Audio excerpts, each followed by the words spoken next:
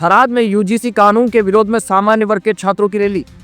वाव थराद से यूजीसी के नए संशोधन के विरोध में सामान्य वर्ग के छात्रों ने रैली निकालकर प्रांत कार्यालय और वाव थराद के जिला कलेक्टर को ज्ञापन सौंपा है।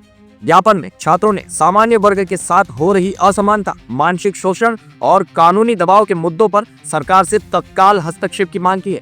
छात्रों का कहना है कि यूजीसी द्वारा वर्ष 2026 में लाए गए नए नियम और संशोधन शिक्षा सुधार के नाम पर वर्गीय दमन, असमानता और भय का माहौल पैदा कर रहे हैं। ज्ञापन में बताया गया है कि वर्तमान व्यवस्था में पहले से ही कुछ विशेष कानूनी प्रावधान लागू हैं, जिनके तहत बिना अनिवार्य प्राथमिक जांच के सीधे मामले दर्ज हो सकते हैं।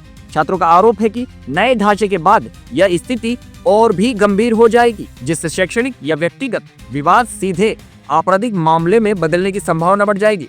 इससे सामान्य वर्ग के छात्र डर और मानसिक दबाव के माहौल में शिक्षा लेने को मजबूर होंगे और झूठे या निराधार मामलों में उनका भविष्य प्रभावित हो सकता है।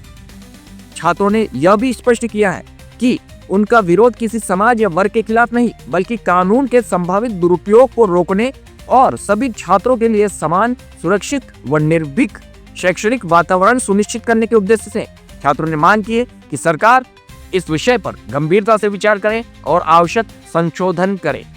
वाव थराद से दशरथ भाई ठाकुर की विशेष रिपोर्ट। नमस्कार।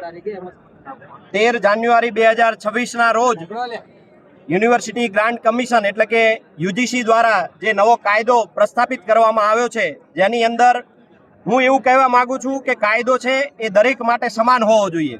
કાયદો કોઈ વિશેષ જ્ઞાતિ જાતિ માટે ન હોવો જોઈએ કે કાયદો કોઈ વિશેષ જ્ઞાતિને એમ કે જેને ટાર્ગેટ કરી શકાય અથવા તો કોઈ પણ જ્ઞાતિને આરોપી દર્શાવી શકાય એ મુજબનો કાયદો ન હોવો જોઈએ।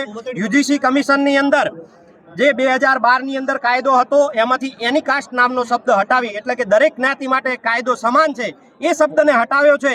એની અમારે સવર્ણ સમાજ તરીકે ખૂબ જ મોટો એની નારાજગી છે અને જો આ શબ્દને ફરીથી રિપીટ કરવામાં ન આવે અથવા તો આ કાયદો જે લાવ્યા છે એને રદ કરવામાં ન આવે તો અમારી સર્વ સમાજની જે વાત છે એ વાતને અમે આજે અહીંયાથી લઈ ગાંધીનગર કે દિલ્હી સુધી પણ જવું પડે તો અમે સૌ તૈયાર છીએ।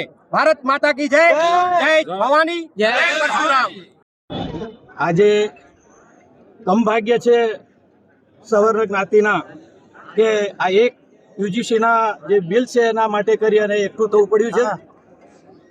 જ્યારે આ સમાજ આઝાદીની અંદર 90% શહીદો જો ગણવામાં આવે તો આ જ્ઞાતિના છે, આ સવર્ણના છે।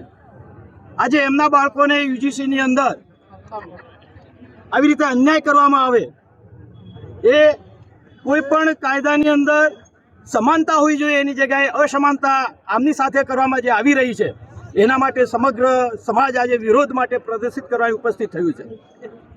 નામદાર સરકારને અમે વિનંતી કરીએ છીએ, સનાતન માટે આટલું બધું અમે એમના પાવ પડીએ એટલું એમનું કામ કરેલું છે, ત્યારે કેમ જાણે કોઈક અગમ્ય કારણોસર અથવા તો કોઈક એવી વ્યક્તિઓ કે એવા સમુદાયના સકંજામાં આવીને આજે આ સનાતન ધર્મની અંદર વિવાદ થાય એવા મુદ્દાને એવા બિલ લાવી અને રજૂ કરવામાં આવ્યું છે। આ સરકારે જાગવા જેવું ને ચેતવા જેવું અને આવા બિલ જે લાવવાવાળા છે એમને અંદરથી શોધી કાઢવા જેવું છે, નહીતર આ વર્ગ વિગ્રહ બહુ મોટા પાયે થશે। મારું એટલું જ કહેવું છે કે આ જો બિલ જે પાસ કર્યું છે જો રદ કરવામાં નહીં આવે તો મોટા પાયે જન આંદોલન કરવામાં આવશે। 10 દિવસ પછી અહીંથી જ આ જગ્યા ઉપરથી આનું મહાઆંદોલન શરૂઆત કરવામાં આવશે અને આ આંદોલનના ફળ એ ક્યાં સુધી જશે એ હવે હું કહેતો નથી। માટે નમ્ર વિનંતી છે નામદાર સરકારની કે આટલા વર્ષો સુધી અમે જન્મ્યા ત્યાંથી આજ સુધી અત્યારે રૂલિંગ પાર્ટીની અમે સેવા કરી છે, પાર્ટીમાં રહ્યા છીએ, એના કાર્યકર તરીકે રહ્યા છીએ, પણ જ્યારે આવા બિલ આવે ને આવા જ્યારે એને ન અટકાય તો અમને દુઃખ થાય છે। અમે આજીવન આ સનાતનનો જે ઉદ્ધાર કરવાવાળા છે એવી પાર્ટી સાથે રહ્યા છીએ અને રહેવાના છીએ, તો આ સનાતન ધર્મની અંદર વિવાદ કરવાવાળા આવા બિલો ન આવે, એવા રદ થાય એવી અમારી નમ્ર વિનંતી છે। આપનું નામ શું? ડૉક્ટર બિપિન ત્રિવેદી।